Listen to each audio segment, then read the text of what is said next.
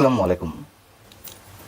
নতুন করে আবারও বিপ্লবী সরকার গঠন করার এক ধরনের গুঞ্জন ছড়িয়ে দেওয়া হয়েছে।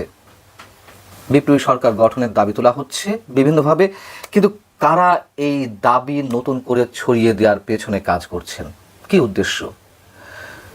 শরীফ ওসমান হাদির জানাজায় আমরা দেখলাম যে লাখো মানুষের উপস্থিতি। যেভাবেই হোক, নিঃসন্দেহে এটি হাদির অর্জন। কিন্তু হাদির মৃত্যুকে ঘিরে যা কিছু ঘটছে তার মধ্য দিয়ে হাদির প্রতি সম্মান প্রদর্শন করা হচ্ছে, নাকি হাদির মৃত্যুকে কেন্দ্র করে বিশেষ একটি গোষ্ঠী বিশেষভাবে ফায়দা লোটার চেষ্টা করছে, সে প্রশ্ন এখন সবার মুখে মুখে।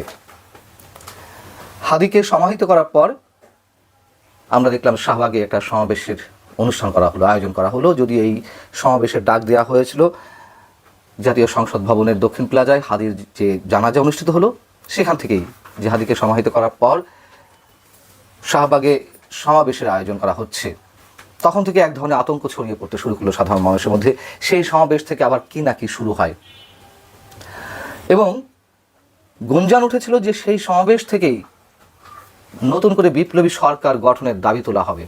আমরা দেখলাম সমাবেশে কোনো ধরনের আনুষ্ঠানিক দাবি তোলা না হলেও খণ্ড খণ্ড গ্রুপ থেকে বিভিন্নভাবে গণমাধ্যমের সামনে এই দাবিটি প্রচার করা হলো, এই দাবিটি তোলা হলো।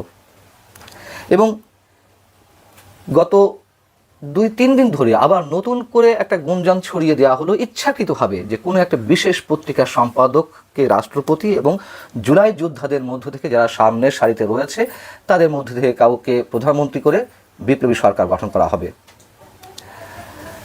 হাদির মৃত্যুকে ঘিরে বৃহস্পতিবার যে তাণ্ডব চলল, ডেইলি স্টার, প্রথম আলো, উদীচী, ছায়ানট, দেশের একাধিক স্থানে ভারতীয় সহকারী হাই কমিশনারগুলোর কার্যালয়, ভারতীয় সহকারী হাই কমিশনারের কার্যালয়গুলোর উপর হামলা, এই বিষয়গুলোকে কেন্দ্র করে বিবিসি একটি রিপোর্ট প্রকাশ করেছে। সেখান থেকে জানা গেল যে প্রথম আলোর উপরে যখন আক্রমণ চালাতে যাওয়া হচ্ছিল, ঠিক তখনই প্রথম আলোর কর্তৃপক্ষের পক্ষ থেকে সরকারের শীর্ষ মহলের কাছে তারা আহ্বান জানিয়েছিল, দাবি জানিয়েছিল যেন দ্রুত কোনো ব্যবস্থা নেওয়া হয় যে অবস্থা ঘটতে যাচ্ছে। কিন্তু যা ঘটার ঘটে গেল, এবং প্রথম আলো কার্যালয় ভাঙচুরের পর, জ্বালিয়ে দেওয়ার পর, ডেইলি স্টারের আক্রমণের অনেক পরে আমরা দেখলাম আইন শৃঙ্খলা রক্ষাকারী বাহিনীর উপস্থিতি। পরবর্তীতে যদিও প্রধান উপদেষ্টার পক্ষ থেকে বলা হয়েছে যে সব ধরনের সহযোগিতা করা হবে প্রথম আলোকে বা ডেইলি স্টারের প্রতি। সব কিছু ঘুরে যাওয়ার পরে সহযোগিতা বলতে কি বোঝায়? আর্থিক কোনো ক্ষতিপূরণ হতেই পারে, কিন্তু আর্থিক ক্ষতিপূরণের অঙ্কটা যত মোটাই হোক না কেন, লাভ কি তাতে? সমাজে গণমাধ্যম কর্মীদের ভেতরে যে ক্ষতের সৃষ্টি হলো তা পোষানো হবে কীভাবে? অনেক আগে থেকেই বলে আসছি যে নির্বাচনের তারিখ যেদিনই নির্ধারিত হোক না কেন, নির্বাচনের ঠিক আগে এমন কোনো পরিস্থিতির সৃষ্টি করা হবে যাতে সেই পরিস্থিতিতে, সেই অবস্থায় কোনো ধরনের নির্বাচন অনুষ্ঠান করা না যায়। এবং আমরা নিশ্চয়ই দেখছি যে সেদিকেই নিয়ে যাওয়া হচ্ছে প্রদেশকে। গত বুধবার যখন হাদির সর্বশেষ শারীরিক অবস্থা জানানো হলো প্রধান উপদেষ্টার প্রেস উইং থেকে, যে তার শারীরিক অবস্থা খুবই সংকটাপন্ন, এবং একই সঙ্গে প্রধান উপদেষ্টা আহ্বান জানালেন দেশবাসীর প্রতি যে কোনো অনাকাঙ্ক্ষিত ঘটনার ক্ষেত্রে সতর্ক থাকার জন্য, শান্ত থাকার জন্য। এই যে শান্ত থাকার আহ্বান জানানো হলো কেন? নিশ্চয়ই কোনো ধরনের গোপন তথ্য ছিল সরকারের কাছে যে কোনো অনাকাঙ্ক্ষিত পরিস্থিতি সৃষ্টি করা হতে পারে। তারপরে কি ব্যবস্থা নেওয়া হলো? যে কোনো বিশেষ গোষ্ঠী বা সাধারণ মানুষ হোক বা হাদির অনুসারী হোক, মানে যে কারোর মাধ্যমে যে একটা অনাকাঙ্ক্ষিত পরিস্থিতির সৃষ্টি হতে পারে, সেই জায়গা থেকে, সেই আশঙ্কা থেকেই তো প্রধান উপদেষ্টা এই আহ্বান জানিয়েছিলেন। অথচ তার পরবর্তীতে আমরা কোনো ধরনের কোনো সতর্কতামূলক ব্যবস্থা নিতে দেখলাম তো নাই, বরং বিবিসি যেটি উল্লেখ করলো যে প্রথম আলো আহ্বান জানানোর পরেও, দাবি জানানোর পরেও সরকারের উচ্চ মহলে যে তড়িৎ কোনো ব্যবস্থা গ্রহণের, তারও কোনো কিছু দেখলাম না।